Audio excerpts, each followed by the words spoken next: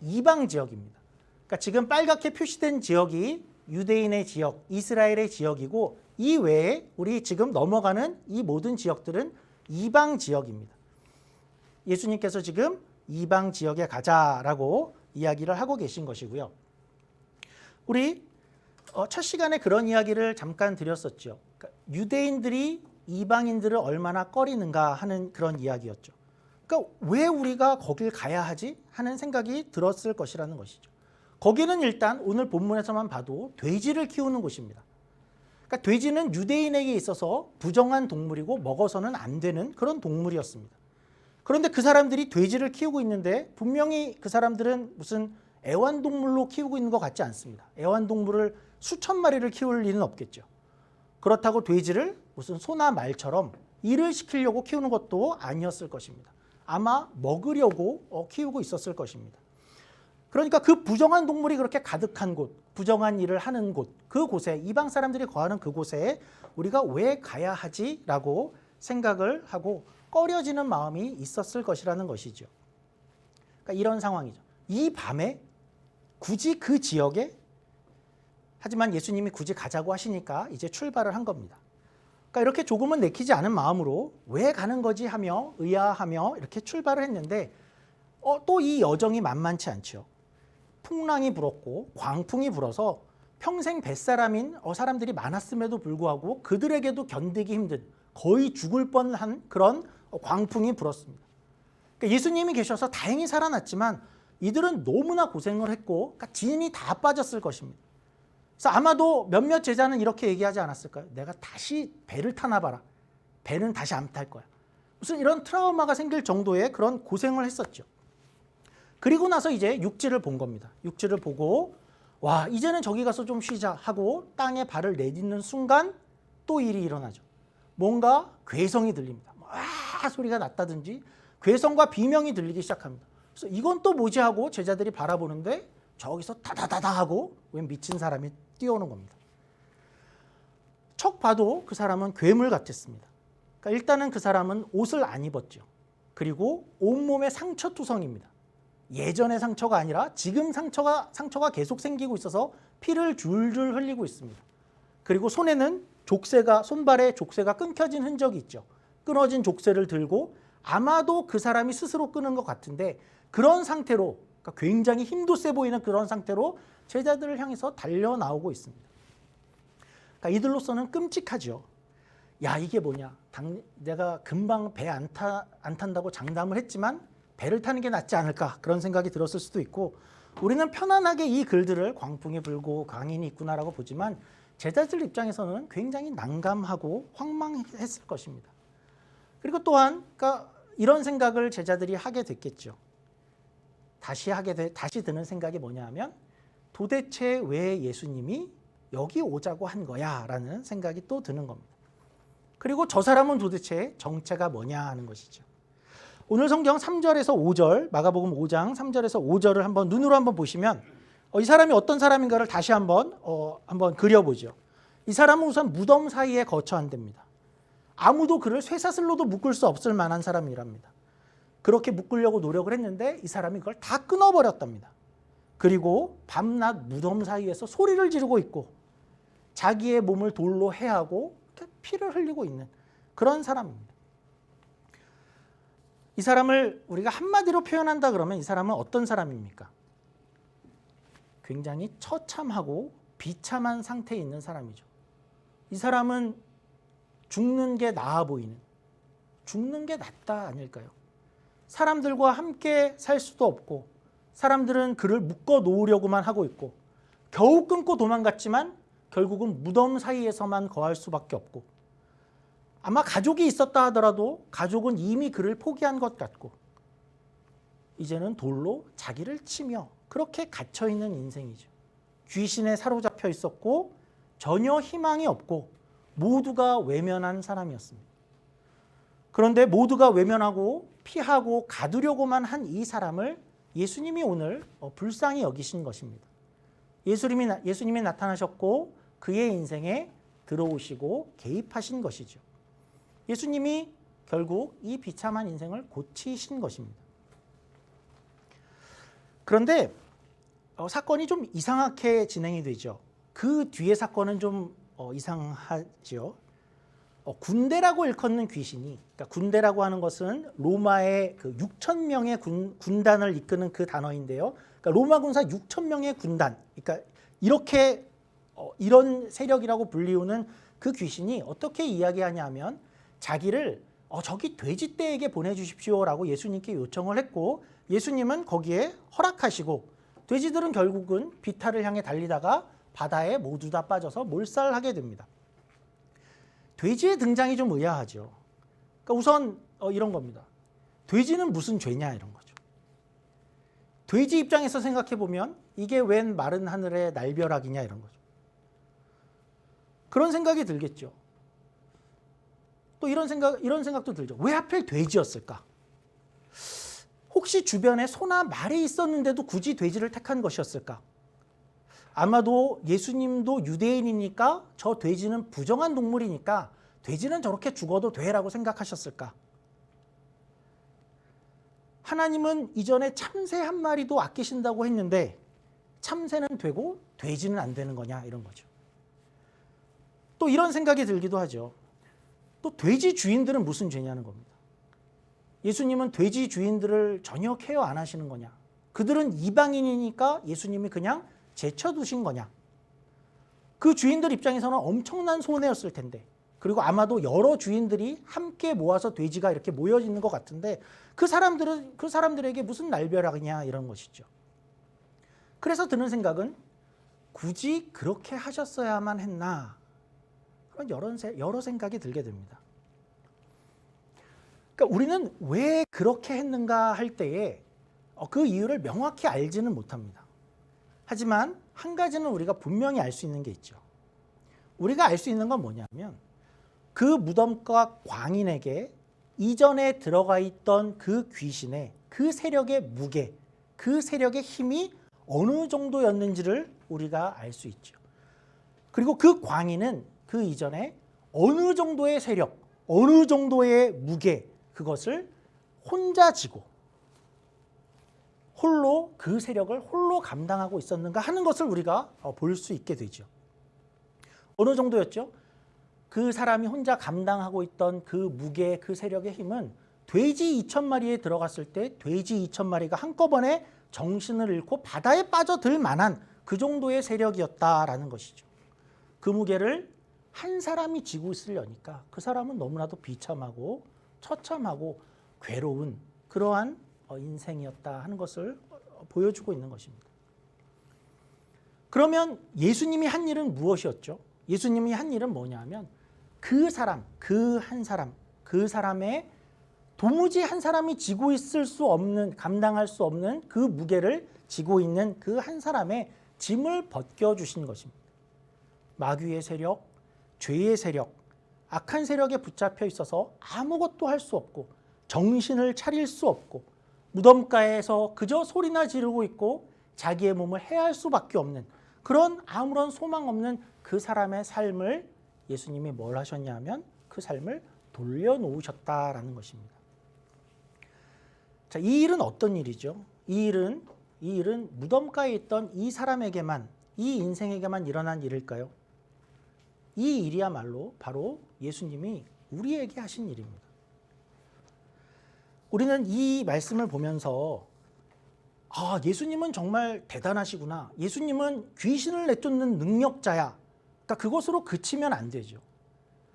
이 이야기가 보여주시는 것은 하나님이 없는 인생이 어떤가, 우리가 예수님을 만나기 전 한 인생의 현실이 어떠한가를 보여주고 싶은 겁니다. 도무지 아무런 소망이 없고 죄의 세력에 붙잡혀 있고 그 세력을 벗어날 수도 없으며 하나님을 알지 못하는 어둠 속에 살고 있고 소망 없고 우리에게 있는 그 죄책감을 벗어날 수 없어서 스스로에게 갇혀서 그렇게 살 수밖에 없는 현실이 하나님이 없는, 예수님이 없는 인간의 현실이다 하는 것을 보여주는 것이죠. 비단 이 광인의 모습뿐 아니라 바로 예수님이 없는 우리의 인생이라는 것이죠. 그래서 예수님이 우리에게 하신 일은 무엇이냐 그럴 때 바로 돼지 2,000마리가 정신을 잃고 죽을 정도의 그러한 세력, 그러한 저주, 그것에서 우리를 구해 주셨다라는 것입니다. 그런데 사실은 돼지 2,000마리 정도도 아니죠. 그러니까 말하자면 한 사람에게 있던 그 세력과 그 저주가 그 정도였다면, 돼지 2,000마리 정도였다면 온 인류가 감당해야 하는 그 죄의 세력과 저주는 얼만큼일까요? 온 세상의 돼지를 다 모으고 돼지로 안 돼서 동물들을 다 모아서 온 인류의 저주를 갖다 넘겨주려고 해도 부족할 정도죠. 그래서 온 인류의 저주를 동물로 될 수 없어서, 그리고 세상의 그 저주를 해결할 방법이 없어서 예수님이 무엇을 하셨다는 것이죠? 예수님이 십자가를 지셨다라는 것입니다. 그 저주를 어떻게든 해결해야 되는데 세상에 방법이 없어서 예수님이 십자가를 지시고, 예수님이 하신 일은 그 십자가상에서 온 인류가 받아야 할 그 저주를 홀로 감당하셨다라는 것이죠. 이것이 복음이고 이것이 십자가지요. 그래서 이제 더 이상 우리가 죄의 세력과 그 저주하에 거하지 않고 우리가 비로소 십자가 덕에, 예수님 덕에 우리가 자유한, 그리고 온전한 사람이 될 수 있었다라는 것입니다. 그래서 이 이야기는 바로 우리들의 이야기고, 우리가 어디에 있었고 우리가 어떻게 여기까지 왔는가 하는 것을 이렇게 너무 잘 보여준다는 것이죠. 바로 그 일이 이 광인에게 먼저 나타난 것입니다. 먼저 나타났었고, 그 귀신 아래, 그 영 아래 있던 한 영혼이 이제 그렇게 살아난 것입니다. 그리고 나서 그가 어떻게 하고 있는가 봤더니 그가 동네에 나타났습니다. 무덤가에 있지 않고 동네에 있고 옷을 입고 있고 앉아 있습니다. 이건 정말 기적과 같은 일이죠. 자, 그러면 그 장면을 본 동네 사람들은 어떻게 해야 마땅했을까요? 그 요한복음 4장에 보면 사마리아 여인의 이야기가 나오는데요. 거기에 어떤 이야기가 나오냐면 사마리아 여인이 이 예수님이 보통 분이 아니구나라는 것을 깨닫죠. 메시아야, 이분은 보통 분이 아니야 라고 해서 갖고 있던 물동이를 던지고 동네로 달려 들어가서 동네에 가서 증언을 합니다. 그랬더니 동네 사람들이 그것을 믿고 예수님께 나와서 뭐라고 요청하냐 하면 자기들과 함께 유하시기를 청했고, 예수님은 이틀을 더 머무셨습니다. 자, 그런데 오늘의 동네는 어떻죠?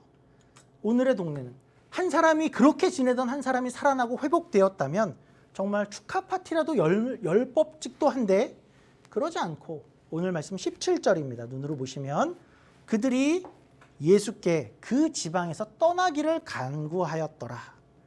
누가복음에도 같은 사건이 기록되어 있는데요. 거기에는 온 백성이 나와서 떠나기를 구했다라고 합니다. 동네 사람들이 그렇게 반응을 한 가장 큰 이유는 아마도 돼지떼 몰살이 가장 큰 이유였을 것 같습니다. 그들은 예상치 못한 경제적인 큰 손실을 겪게 되었죠.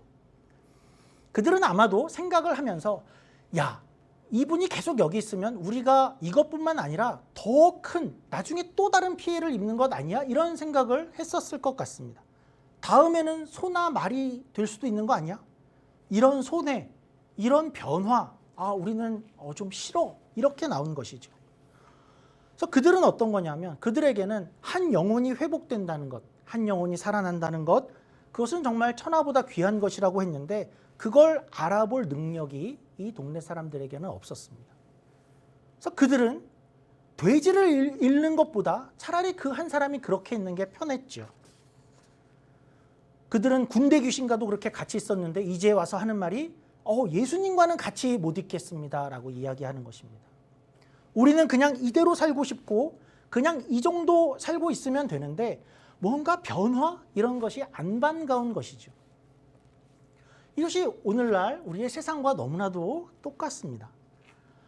오늘의 세상이 어떻죠? 모두가 다 어떻게 이야기하냐면 예수는 좋은 분이다 라고 생각을 합니다.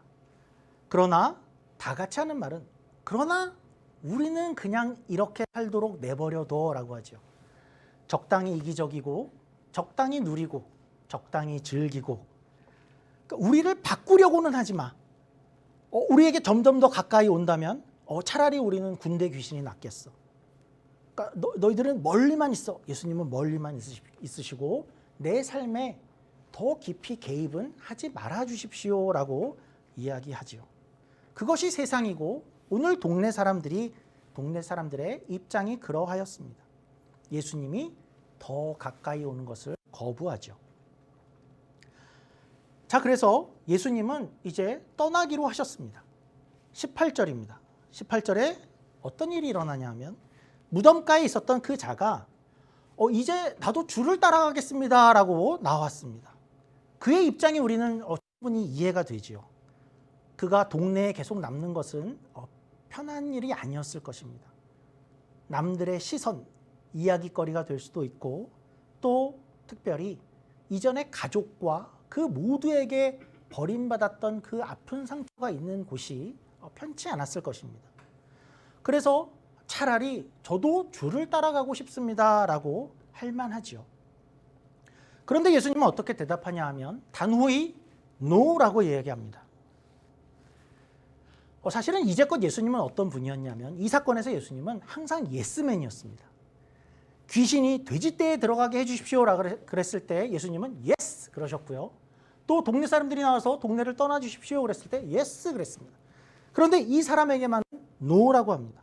그리고 여기 남아라라고 합니다. 19절 말씀입니다. 왜 남아야 하는가 했을 때 너는 가서 친족에게 가서 하나님의 큰일, 주의 큰일을 전하라고 해라. 그러니까 이전 버전의 성경에서는 하나님의 큰일을 전해라라고 되어 있습니다. 그 주의 일, 하나님의 큰일, 그의 큰일은 뭐죠? 뭘 전해야 됐죠? 귀신을 쫓아냈다. 그것도 맞지만 그것을 넘어서 그것으로 인해서 어떻게 처참하고 비참한 가운데 있었던 그 한 인생, 그 영혼을 어떻게 살려내셨는가 하는 그 일이죠. 하나님의 큰 일이죠. 그 일을 전하라라고 말씀하고 그 무덤에 있던 그 사람에게 이 동네에 남아라 하고 동네에 남기시는 겁니다. 이 점이 또한 우리가 지난 시간에 생각했던 우리와 너무나 같지요. 그러니까 우리도 어떤 느낌을 갖냐 하면 우리도 우리의 존재 자체가 이 세상에 속하지 않았기 때문에 오는 어떤 그 이질감, 또한 세상을 살면서 또 힘겹고 고통스러운 그러한 일들을 겪으면서 차라리 주와 함께 거하고 싶다라는 생각을 할 때가 많이 있죠. 사도 바울도 그렇게 이야기했었죠. 지금이라도 몸을 떠나서 주와 함께 거하는 것이 차라리 본인에게 좋다라고 이야기했었죠. 그러나 하나님은 우리가 아직 이곳에 남기를 원하고 계십니다. 그 사람은 동네에 남아서 뭘 해야 됐다고요? 뭘 하기를 기대받았죠? 그가 보고 듣고 경험한 것을 그가 이야기하기를 기대받았습니다. 그는 무슨 학문적, 논리적 논증을 할 필요가 있었던 것은 아니고 또한 무슨 논문을 써야 했던 것도 아니고 그가 해야 되기로 기대받았던 것은 그가 경험한 것, 그가 겪은 것, 그 일을 이야기하기를 기대받았죠. 그리고 그 사람은 가족뿐 아니라 친족뿐 아니라 나아가서 어디였죠? 데가볼리라는 이 지역, 데가볼리라는 이 이방 지역을 돌아다니면서 증언을 했고 그는 데가볼리의 증인이 되었습니다. 이렇게 되는 게 우리에게도 소원이죠. 우리도 이렇게 될 수 있었으면이죠. 자, 우리가 이 사건 전체를 이렇게 훑어봤는데요. 우리에게 이런 경우들이 많이 있죠. 우리가 어떤 일을 이렇게 경험하고 있으면 그 경험하고 사건이 이렇게 진행되는 그러한 과정에서는 어떤 것을 잘 보지 못하고 놓쳤는데 그 사건이 다 지나가고 나서 다시 돌아보니까 그때 이 사람이 그래서 이렇게 말했구나. 이 사람이 그때 그래서 그렇게 행동한 거였구나 라는 것을 나중에 알아보는 그런 경우들이 우리에게 많이 있죠. 근데 오늘 사건에서도 이제 사건을 다 지나고 보니까 한 가지, 처음에는 우리가 좀 의아했는데 이제는 분명해진 한 가지가 있습니다. 그것은 뭐냐 하면 애초에 왜 예수님이 이 거라사 지방에 가자고 했었나라는 것이죠. 예수님이 왜 애초에 이 지역에 건너가자라고 했었는가 할 때의 정답은 한 가지죠. 우리가 그 정답을 어떻게 우리가 금방 알 수 있냐 하면 그가 가서 뭘 하고 왔는지를 이제 보면 알죠. 예수님은 4장에 가서 광인을 만났고 5장에서 돌아옵니다. 예수님이 그 땅으로 가자 했고 그 땅에 간 이유는 처음부터 오직 하나였습니다. 그 광인을 만나러 간 겁니다. 그러니까 나중에 동네 사람들이 나와서 예수님 여기를 떠나주십시오 라고 했을 때 예수님이 이렇게 안 하죠. 아니다. 내가 여기에 어떻게까지 왔는데 풍랑을 헤치고 그렇게 왔는데 나 여기 더 할 일이 있어 라고 예수님이 얘기하지 않지요. 일면 흔쾌히 떠나시죠. 마치 내가 할 일, 내가 여기 올 때에 이미 의도했던 그 일은 다 했다. 이런 느낌이죠. 전혀 미련이 없으시죠. 그러니까 예수님은 분명히 이 광인 하나를 만나기 위해서 여기까지 오신 것이 분명하고 그러고 나니까 우리에게 더 보이는 사실이 있는데 어떤 것이냐면 예수님 편에서 이 광인을 만나려고 얼마나 열심을 내셨는가가 이제 우리에게 조금 더 보이기 시작을 합니다. 예수님은 전날 어떻게 하셨다 그랬죠? 하루 종일 사역하셨죠. 설교하시고 돌아다니시고 그러다가 날이 저물었습니다. 그러니까 모두가 다 이제는 우리가 쉴 때다라고 생각할 수 있었을 때 예수님은 마치 무슨 중요한 약속을 깜빡 잊은 사람처럼 또는 중요한 약속에 내가 늦어서 걱정이 되는 사람처럼 서둘러 배를 띄워라 라고 얘기를 하셨죠. 건너편으로 가자라고 얘기하셨고 예수님이 얼마나 피곤하셨는지 폭풍이 왔는데도 그 폭풍 가운데에서도 눈을 뜰 수 없을 만큼 그렇게 피곤한 그런 상태에서 출발하신 여정이었죠. 그리고 재미있는 것은 이후에 예수님이 풍랑을 어떻게 했다라고 이야기하냐면 풍랑을 꾸짖었다라고 이야기를 하십니다. 우리가 생각해 보면 사실은 자연 현상을 꾸짖는다 하는 것은 이렇게 썩 잘 어울리지는 않죠. 무슨 필통을 꾸짖었다라든지 시냇물을 꾸짖었어 이런 것이 별로 잘 어울리지 않습니다. 꾸짖는다는 것은 어떤 인격을 향해서 하는 행동이지요. 그래서 우리가 어떻게 생각을 하냐 하면 아마도 이 현상 뒤에 어떤 인격적인 존재가 있었을 것이다. 그 존재는 어떤 존재냐면 예수님의 행로를 방해하고자 하는 가는 길을 막고자 하는 어떤 존재가 있었을 것이다 라고 우리가 생각할 수 있게 되고 그 존재는 어떤 세력이었을까요? 사단의 세력이죠.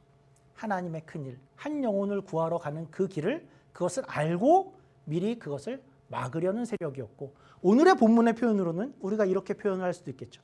군대 귀신. 알고 이곳에 오는 것을 막고 싶었고 그래서 극심한 풍랑과 광풍을 일으킨 것이고 그것을 막으려고 한 것이고 예수님은 자신이 결심한 이 일을 멈출 수 없고 그리고 그 악한 영의 의도를 이미 알고 풍랑을 꾸짖은 것이죠. 예수님은 이렇게 한 것이죠. 내가 가야 할 길이 있다. 비켜서라. 풍랑아 잠잠해라. 그리고 그 길을 가신 것입니다. 그러니까 예수님은 뭘 했는가? 한 사람의 영혼을 구하기 위해서 그 극심한 피곤함을 무릅쓰고 풍랑을 뚫고 사단의 세력을 잠재우고 거기까지 가서 그 사람을 만난 것이죠. 그것이 오늘의 사건입니다. 그 열심으로 예수님은 우리도 찾아오셨죠. 말씀을 마치도록 하겠습니다. 오늘 기억했으면 하는 것은 이것입니다. 오늘 사건을 보면서 예수님은 귀신도 내쫓고 정말 대단해. 능력자야. 그러니까 그것을 넘어서서 내가 이 무덤가의 광인이었구나. 예수님은 그 문제를 위해서 돼지떼 2,000마리로도 안 되어서 자신이 그 모든 저주를 감당하시려고 십자가를 지셨구나. 십자가에 매달려서 감당한 것이 무엇인가? 온 인류의 그 저주와 죄의 세력을 그분이 홀로 감당해내셨구나. 그리고 그분이 동일한 열심으로 나를 찾아오셨구나 하는 것이죠. 그리고 그분은 이 땅에 우리를 남기시고 이 땅에 우리를 보내셨습니다. 우리가 어떻게 살아야 하는가 할 때에 그것을 우리가 함께 고민하고 또 확인하는 그런 저와 여러분이 되기를 주님의 이름으로 축원합니다. 기도하겠습니다.